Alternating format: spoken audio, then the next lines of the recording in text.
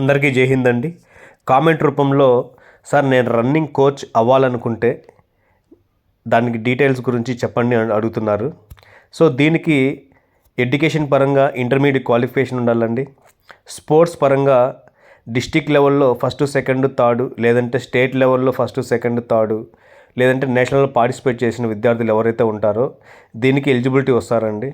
ఇది మన భారత క్రీడా సంస్థ అయినటువంటి స్పోర్ట్స్ అథారిటీ ఆఫ్ ఇండియా ఆధ్వర్యంలో ఈ కోర్సు ప్రతి ఒక్క సంవత్సరం నోటిఫికేషన్ ఇవ్వడం జరుగుతుందండి. ఎవరైతే ఇంటర్మీడియట్ క్వాలిఫికేషన్ ఉండి అలాగే రన్నింగ్లో డిస్టిక్ లెవెల్లో ఫస్ట్ సెకండ్ థర్డ్, లేదంటే స్టేట్లో ఫస్ట్ సెకండ్ థర్డ్, లేదంటే నేషనల్లో పార్టిసిపేషన్ ఎవరైతే ఉంటారో దీనికి ఎలిజిబిలిటీ వస్తారండి. దీంట్లో ఆన్లైన్లో అప్లై చేసుకుంటే మీ ఎలిజిబిలిటీని బట్టి సెలెక్టెడ్ క్యాండిడేట్స్ని రిలీజ్ చేస్తారండి. దీంట్లో ప్రాక్టికల్ ఎగ్జామ్స్ ఉంటాయండి, అలాగే థియరీ ఎగ్జామ్స్ ఉంటాయన్నమాట. ఈ రెండిట్లోనూ ఎవరైతే క్వాలిఫై అవ్వడం జరుగుతుందో వాళ్ళకి మన national institute of sports Patiala, Punjab మరియు బెంగళూరులో ఉన్నాయండి సెంటర్స్. వీటి ద్వారా మాత్రమే మనము ట్రైనింగ్ తీసుకోవడం జరుగుతుందన్నమాట.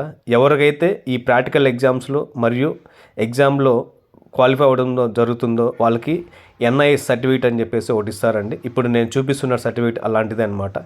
ఎవరికైతే ఇలాంటి సర్టిఫికేట్ ఉంటుందో వాళ్ళని మాత్రమే కోచ్గా పరిగణిస్తారండి. ఈ వీడియోని మరింత 10 మందికి చేరవేస్తారని మనస్ఫూర్తిగా కోరుకుంటూ జై హింద్, జై భారత్.